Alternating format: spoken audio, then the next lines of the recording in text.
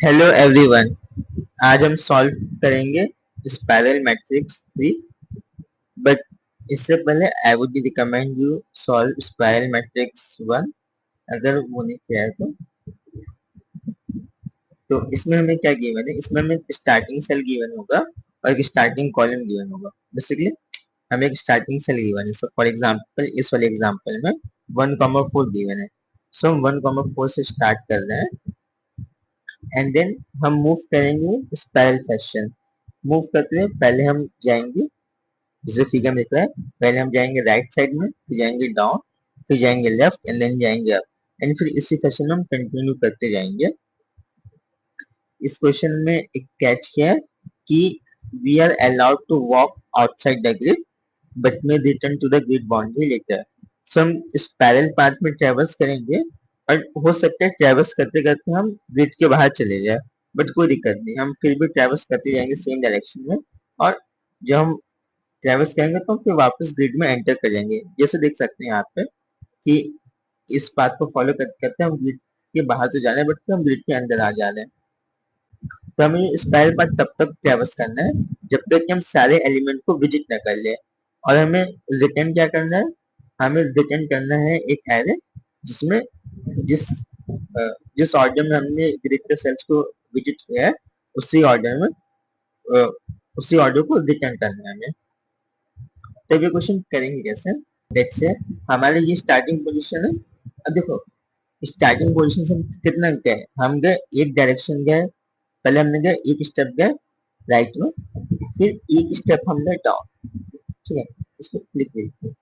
So, एक step हम गए राइट में, देन एक स्टेप हम गए डाउन, फिर हम गए दो स्टेप गए इस डायरेक्शन में लेफ्ट में एंड देन दो स्टेप हम गए अप डायरेक्शन में। देन हम क्या गए, हमने थ्री स्टेप गए राइट डायरेक्शन में, देन थ्री स्टेप हम गए डाउन। ठीक है, देन फोर स्टेप हम गए लेफ्ट में, देन हम गए फोर स्टेप अप। तो इसमें क्या दिख रहा है, हमारे पास टोटल है चार डायरेक्शन। कौन सी, right, down, left and up. और ये जो ग्रिड है इसमें हम क्या कर रहे हैं, देखो जो स्टेप है वो दोनों मतलब स्टेप है वो टू लूप्स के लिए कांस्टेंट है एंड देन फिर टू लूप के लिए इट्स इंक्रीजिंग। तो मतलब पहले हम जिस भी डायरेक्शन में स्टेप क्या होगा, जैसे इनिशियल स्टेप है वन, ठीक है, तो पहले दो डायरेक्शन में स्टेप होगा वन, फिर अगले दो डायरेक्शन के लिए स्टेप हो जाएगा टू, फिर अगले दो डायरेक्शन के लिए स्टेप होगा थ्री एंड देन फिर अगले दो डायरेक्शन के लिए स्टेप होगा फोर। सेम पैटर्न चलेगा, फिर नेक्स्ट डायरेक्शन के लिए स्टेप होगा five and then next direction के लिए स्टेप क्या होगा six and this will follow. ठीक, तो सिंपली हम क्या करेंगे, हम इसी को ट्रेवर्स करेंगे, पहले राइट जाएंगे, फिर डाउन जाएंगे, फिर लेफ्ट जाएंगे, फिर अप जाएंगे, फिर राइट जाएंगे, फिर डाउन जाएंगे, फिर लेफ्ट जाएंगे, फिर अप जाएंगे। और जब भी हम दो डायरेक्शन को ट्रेवर्स कर लेंगे तो हम स्टेप को इंक्रीमेंट कर देंगे। ठीक है, फिर दो किया तो फिर स्टेप को इंक्रीमेंट कर दिया। ठीक है, अब इसमें एक चीज और क्या देखने वाली है, वी हैव टू एंश्योर कि जो इंडेक्स है, जो भी हम कंडीशन लिखेंगे उसमें वी हैव टू एंश्योर कि हम इंडेक्स ऐसे लिख रहे हैं, बाकी तो उसमें कुछ भी नहीं है।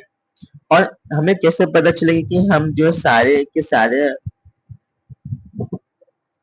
हमें कैसे पता चलेगा कि हमने सारे का सारा सेल्स विजिट कर लिया।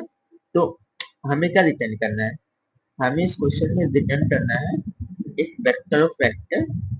बेसिकली हमें वेक्टर ऑफ वेक्टर रिटर्न करना है। इसमें क्या है, हमें हमें एक एरे रिटर्न करना है जिसमें हमारा क्या होगा, सेल्स का इंडेक्स होगा जिस इंडेक्स से हम विजिट किए हैं। जैसे इसका है zero comma sorry one comma four, then हम क्या विजिट करेंगे वन कॉमा फाइव, तो हमारे एरे में क्या होगा वन कॉमा फोर होगा, फिर क्या होगा वन कॉमा फाइव होगा।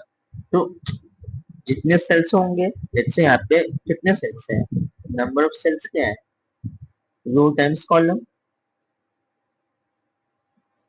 रो टाइम्स कॉलम। तो हम इतने ही सेल्स को विजिट करेंगे। जब जब ये जो हमारा एरे का सेल इट्स कॉल्ड आंसर, तो जब हमारा आंसर का सेल क्या होगा रो इनटू कॉलम, तो इसका मतलब हमने क्या सारे के सारे सेल्स को विजिट कर लिया है। इसका कोड दिखते हैं। सो तो हमने निकाल लिया N equals to rows into columns. तो जो हमारा जो वेक्टर है इसका साइज जब रो इनटू कॉलम हो जाएगा, इसका मतलब कि हमने सारे के सारे सेल्स को विजिट कर लिया है।